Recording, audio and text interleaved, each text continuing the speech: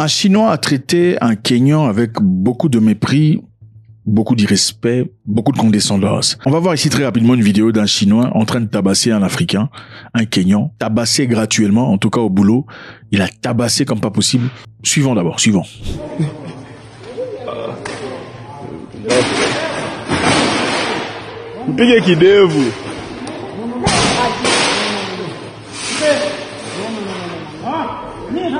Remarquez comment le Kenyan est en train de reculer. Il recule sans vouloir affronter le Chinois. Est-ce parce qu'il a peur du Chinois? Se-t-il dit peut-être que bon, si je retaliais ici, le Chinois va me tabasser, me faire du tai chi ou un truc comme ça? Parce que, enfin, généralement en Afrique, on a tendance à penser que les Chinois sont tous soit ninja, kung-fuciens ou tai-chi-chiens. C'est peut-être bon, on se dit, vaut mieux se calmer jusqu'à ce que le Chinois se calme pour ne pas se faire battre, racler correctement et ne pas rétalier.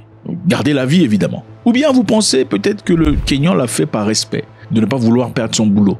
Enfin, fin de compte, c'est l'Afrique. La vie est difficile, on a des enfants et des responsabilités. Pourquoi ne pas carrément se taire, se calmer? En fin de compte, c'est majeur. C'est grâce à eux qu'on a un boulot, c'est grâce à eux qu'on a un moyen de vivre. Je vais me calmer jusqu'à ce qu'ils se calment et finalement, on va retrouver la paix. Quel que soit votre choix, les Kenyans ont décidé eux-mêmes.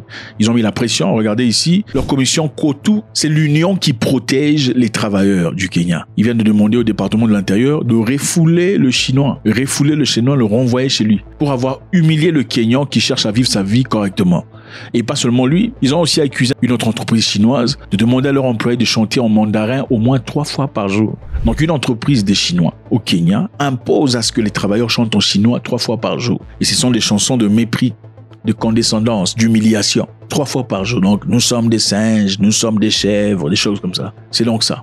Maintenant regardez la vidéo suivante. La vidéo suivante où le monsieur est en train de dire écoute je le pardonne, il n'y a pas de souci. Suivant ce qu'on a dit.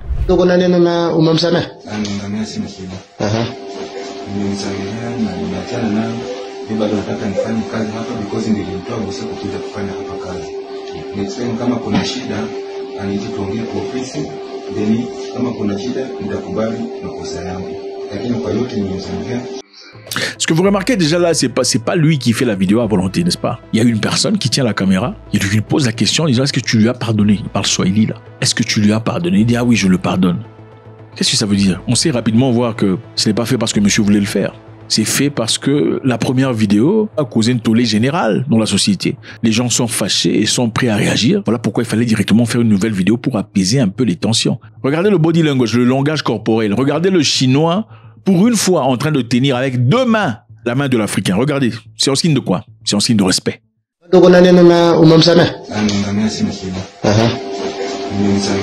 Regardez le body language du Chinois. Ça, c'est je n'ai pas envie de perdre mon boulot.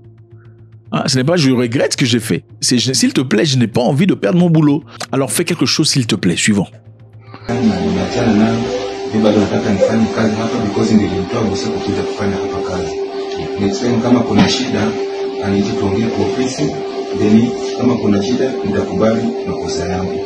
Voilà, il dit encore pour l'avenir, s'il y a un problème, qu'il me parle gentiment et moi, s'il le faut, je reconnaîtrai mes fautes.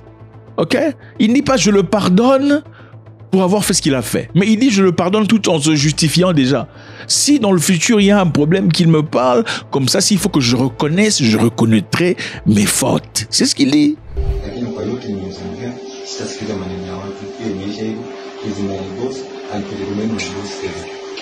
Mais dans tout ça, oublions cette histoire, en fin de compte c'est mon boss et je voudrais qu'on continue de travailler. Continuer à travailler, en tout cas, je ne sais pas si ça va se passer. Parce que le boss en question a été embarqué, il est forcé de quitter le territoire. La pression qui a été appliquée par, pas seulement les Kenyans sur Internet, mais aussi par COTU, la commission de protection des employés kenyans. Les Kenyans ne rigolent pas. Chez eux, c'est pas des bêtises comme dans beaucoup de pays d'Afrique où le Chinois a l'autorité sur le noir. Pas de bêtises au Kenya où les Libanais dominent sur les Noirs. Je sais qu'il y a des Libanais qui sont devenus Africains. Mais il y a un traitement spécial pour les Libanais. Tous les Libanais ne sont pas méchants, sans doute. Mais il y a certains qui se servent du système pour assujettir les Noirs. C'est une vérité, une réalité qu'on ne peut pas ignorer. Au Kenya, ça ne se passe pas comme ça. Ce sont des gens qui bousculent et qui poussent. Alors, en parlant de Chinois, ce n'est pas la première fois qu'on voit ces genres d'histoires. Et je pense que ça doit changer. Parce que jamais vous ne verrez un Africain en Chine employer un Chinois et commencer à le tabasser pendant le gouvernement chinois. Regarde, ça ne se fait pas. Quand vous allez chez les gens, il faut respecter les gens quand même. Il faut respecter les gens quand vous allez chez eux. Mais il faut aussi reconnaître une chose, les amis. La main qui donne est toujours au-dessus de celle qui reçoit. La main qui donne est toujours au-dessus de celle qui reçoit. Nous allons essayer de voir très rapidement ce qui s'est déjà passé dans le passé. Si vous voulez savoir ce qui se passera dans le futur, regardez simplement dans le passé, vous en trouverez. Dans le passé, il n'y a pas très longtemps d'ailleurs, au Zimbabwe, regardez sur la carte, c'est ça le Zimbabwe. Au Zimbabwe, à Mukoto, dans une mine d'or, ok, un Chinois au nom de King Jumru, 43 ans, a tiré à bout portant sur un Zimbabwéen, un travailleur de 36 ans, et l'a tué. Pourquoi? Parce que le travailleur demandait sa paye, son argent. Il n'était pas payé, en tout cas pas l'entièreté, il voulait le reste de son argent. On l'a tué. Comment on l'a découvert? On l'a découvert un jour plus tard, quand 4 Chinois essayaient de disposer de son corps. C'est la population locale, la communauté qui les a remarqués, on les a arrêtés, on a appelé la police. Et leur justification était quoi? Ils ont dit que monsieur était un gangster, il faisait partie d'un gang. Un gangster? Ah bon? Il faisait partie d'un gang? Même si c'était un gangster qui faisait partie d'un gang, est-ce de votre responsabilité à vous de l'abattre dans un pays étranger? Ça n'a aucun sens. Est-ce de votre responsabilité de diminuer les gangsters d'un pays? Ce n'est pas à vous de le faire, il faut appeler la police. Est-ce qu'il a essayé de tuer sur quelqu'un? Non.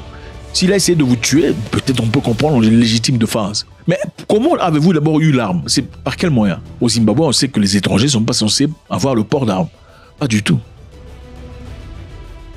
Ça ne se limite pas là. Ce n'est pas la première fois. Partons en Zambie. Regardez, ça c'est la Zambie. En Zambie, par exemple, ce monsieur ici était maire. Ok. Le maire de la capitale est parti voir les Chinois où ils avaient carrément séquestré des Noirs. Ok. Pendant Covid, les Noirs zambiens étaient bloqués au travail pendant 2 semaines. Ne rentraient pas chez eux à la maison sous prétexte par les Chinois qu'ils risqueraient de revenir au boulot avec Covid.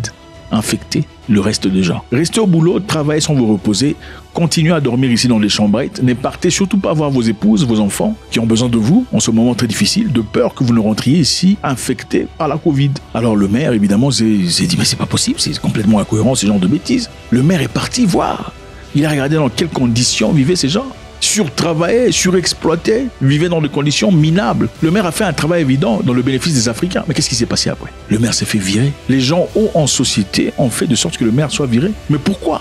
On se pose la question. Pourquoi? Parce qu'évidemment, la Zambie est profiteuse, bénéficiaire des avantages venant de la Chine. La Zambie a reçu en 2025 seulement 3 milliards de dollars d'investissement venant de la Chine. 3 milliards de dollars, créant ainsi 50 000 jobs en Zambie. La main qui donne est toujours au-dessus de celle qui reçoit. Okay? Ils ont créé même des écoles. Il y a 2 écoles en Zambie, on ne parle que chinois. Bon, c'est vrai, on pourrait dire, écoute, il y a des écoles où on parle qu'anglais ou français. Ce n'est pas très différent, mais bon, en Zambie, c'est évident, les raisons sont claires. Est-ce du néocolonialisme ou pas? La Zambie, ce n'est pas le lieu où tu vas challenger un Chinois, ça ne va pas marcher. Il y a aussi au Kenya, par exemple, ce monsieur ici. Ce monsieur chinois, arrivé au Kenya, disait au Kenya que les Kenyans puent. Ok, les Noirs puent. Pour quelconque raison, stressé, je ne sais pas par quoi, il dit aux Kenyans qu'ils sont des voleurs. Les Noirs sont des voleurs et ils puent. On lui a posé la question de savoir, et le président aussi, il a dit oui, le président aussi, il pue. C'est aussi un voleur. Je m'en fous de lui, on est seulement ici pour l'argent suivi. Suivez ce qu'il a à dire. En détournant votre colère vers moi. Vraiment? Ouais, toi c'est comme si vous me punissez. Tu es le Kenya. Donc vous me punissez parce que je suis... Tout le monde, chaque Kenya, même Edna, comme un, comme... Voilà à quoi ressemblent tous les Kenyans, comme des singes. Même Uhuru Kenyatta. Tous. C'est comme un singe? Oui. Le président de ce pays? Oui, bien sûr. Tu peux aller au tribunal et me le dire. Qui a les preuves? Ce que tu fais est extrêmement mal. Je m'en fiche. Tu t'en fiches? Je n'appartiens pas ici. Je n'aime pas ici, comme des gens singes. Je n'aime pas parler avec eux. Ça sent mauvais, ils sont pauvres, stupides et noirs. Qui les aime? Pourquoi pas les gens brillants, comme les Américains? Alors pourquoi venez-vous faire des affaires au Kenya si nous sommes pauvres? Nous sommes noirs. Pour de l'argent? Ouais. Pourquoi avez-vous besoin de notre argent? L'argent est important. L'argent est important? Pourquoi pas? Mais pourquoi ne vas-tu pas chercher de l'argent auprès des autres blancs? Donc le monsieur qui dit on est seulement ici pour l'argent. Même si tu n'es que là pour l'argent, il faut savoir être gentil avec les gens. Vous savez, même une prostituée, pour parler à une prostituée, il faut s'adresser à lui avec gentillesse, sympathie et politesse. Sinon, elle ne voudra pas. Si une prostituée vient ici, elle ne viendra pas, même si elle est prostituée. Tu veux pas aller chez les gens, même si tu n'aimes pas les gens, même s'ils sont sales et puis commence à dire je suis ici, mais vous puez, mais je suis ici, c'est pour l'argent que je suis là. Ça n'a aucun sens. Tu veux pas aimer un homme et je suis là, moi c'est pas toi qui m'intéresse, moi c'est ton argent qui m'intéresse. Mais il sera pas content. Il faut être bête pour faire ce genre d'histoire. Qu'est-ce qui s'est passé avec le monsieur? On l'a refoulé. Le jour d'après, on l'a embarqué, on l'a envoyé en Chine. Et ce n'est pas la seule histoire. Il y a beaucoup d'histoires. Il y a aussi une histoire qui s'est passée en République démocratique du Congo, voilà, sur la carte. À Kinshasa, il y avait un Chinois qui a eu quelques histoires avec ses employés. Et après les difficultés qu'ils ont eues, ils se sont battus. Il a sorti un couteau. Après avoir sorti un couteau, il a commencé à fuir comme un malade dans un marché. Le Chinois était torse nu avec un couteau en main, pendant que la police le suivait. Et les gens fuyaient de partout parce qu'ils avaient peur d'être poignardés par le Chinois. Et les Chinois n'avaient peur de personne, même pas la police. Vous pensez qu'un Noir peut faire une telle chose en Chine? Courir avec un couteau dans la ville? Mais attendez, tu vas dormir 6 mètres sous terre. C'est simple. Il y a quand même un pays, il faut le dire, où les Chinois ne font pas des bêtises comme ça. Ah oui, le pays ici, c'est là. Au Rwanda, récemment, il y a eu un Chinois qui employait des gens dans des mines ou quelque chose comme ça. Et le monsieur, apparemment, ne faisait pas son travail correctement. Qu'est-ce qu'ils ont fait? Ils ont pris le monsieur, ils ont attaché contre un arbre et ont commencé à le fouetter, le chicoter, le flageller. Mais qu'est-ce qui s'est passé après? La police est arrivée, on a embarqué le Chinois. Là, j'étais en prison, il fera 20 ans avant de quitter. 20 ans de prison. Ce n'est pas une histoire comme ailleurs où on te refoule. Non, 20 ans de prison d'abord avant de partir. Et ce n'est pas la première fois. Au Rwanda, tu es étranger, contrairement à ce qui se passe généralement dans beaucoup de pays africains, un étranger qui vit là-bas. En parlant d'un Européen ou un Américain qui vit au Rwanda avec un visa expiré, parce que ça arrive très souvent, et souvent ils ne subissent aucune conséquence. Au Rwanda, ce n'est pas le cas, on te jette en prison par rapport à ça, indépendamment de ta couleur de peau. Et ça, c'est une vérité qui dérange, mais c'est la réalité. Dans beaucoup de pays africains, quand c'est un blanc, on dit, ah, écoutez, comprenez, le blanc, il est stressé, tout ça.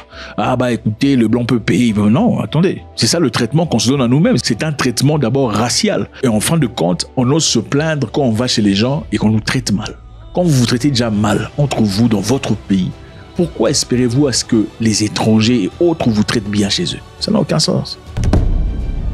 Voilà ce que c'est. Au Kenya, ça ne rigole pas. Le Chinois a été embarqué. Certainement, il a regretté. Et je ne sais pas, peut-être qu'il avait habitude de blaguer comme ça avec ses travailleurs. Un boss qui aime taper sur ses travailleurs. Mais bon, ça peut être interprété de plusieurs façons. En tout cas, si vous êtes amis, l'amitié se voit. Mais quand les gens à l'extérieur perçoivent ces genres d'images, la première chose qui leur vient en esprit est que tu es en train d'abuser tes travailleurs. Donc c'est ça. Faites-moi savoir ce que vous en pensez. C'est toujours avec beaucoup de plaisir. God bless.